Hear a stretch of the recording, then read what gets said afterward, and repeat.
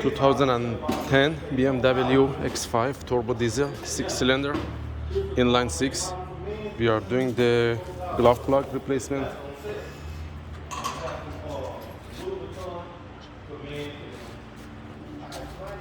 So as you're gonna see, this is the intake manifold. It has got like two stage ports here, 7 here and 12 here. You gotta use 11 and here, take them off. And in order to take that out, there is a couple like wires and hoses. We have to disconnect all this stuff, and also the throttle body and the EGR.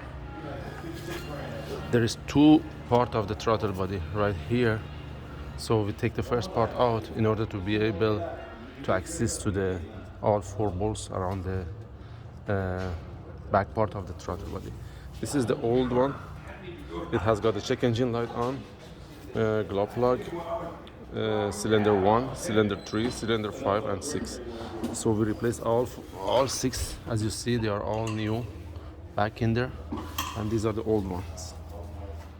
So yeah, and the connection is just like that, like a spark plug. So you need to push these 2 tabs and just pull it up.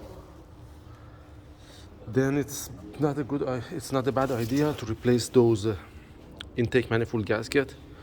Put the new one back in there. I already ordered them, and tie them up. Make sure all the wires are tied on the glove plugs, and you should be good to go. Thank you guys for watching, and God bless.